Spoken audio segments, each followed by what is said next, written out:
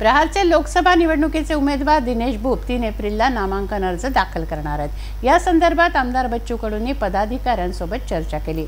दिनेश भूप यांची जाहीर सभा नेहरू मैदान येथे होणार आहे। नेहरू मैदानाची त्यासाठी पाहणी करण्यात आली। विदर्भातून मोठ्या लीडने दिनेश भूप निवडून येण्याचा विश्वास आमदार बच्चू कडू यांनी व्यक्त केला। शिवसेनेचे कट्टर समर्थक आणि पदाधिकारी राहिलेले माजी नगरसेवक दिनेश भूप यांना लोकसभा निवडणुकीत आमदार बच्चू कडू यांनी आपल्या पक्षाची उमेदवारी जाहीर केली आहे। दिनेश भूप हे आपल्या उमेदवारीचा नामांकन अर्ज 3 एप्रिलला दाखल करणार आहेत। त्याची जय्यत तयारी करण्यात आली आहे।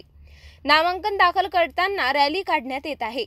नामांकन अर्ज दाखल झाल्यानंतर नेहरू मैदान येथे प्रहार पक्षाच्या वतीने शक्ती प्रदर्शन सभेचे आयोजन करण्यात येणार आहे।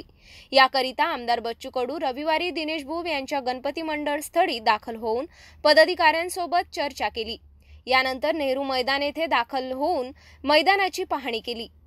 आमचा अजेंडा कोणत्या पक्षाचा झेंडा राहणार नसून शेतकरी वंचितांच्या हितासाठी निवडणूक आहे, असे आमदार बच्चू कडू यांनी स्पष्ट केलं। आमचा उमेदवार दिनेश भूप हे विदर्भातून सर्वात जास्त मते घेऊन निवडून येतील असा विश्वास सुद्धा आमदार बच्चू कडू यांनी व्यक्त केला। आतापर्यंत आम्ही पाडाची भाषा बोलत होतोय, आता निवडून याची भाषा बोलतोय आणि आमचा उमेदवार निवडून येईल। एकीकडे महायुती, एकीकडे महाविकास आघाडी।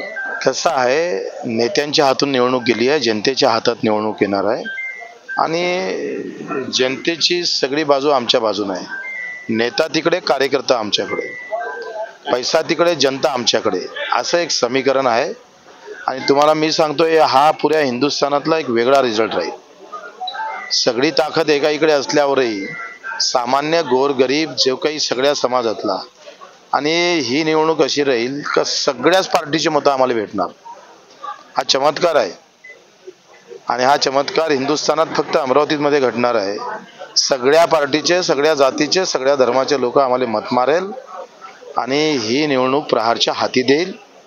दिनेश भाऊ सगळ्यात जास्त मतानं निवडून येणार विदर्भात। लोकसभेचं काय अजेंडा आहे?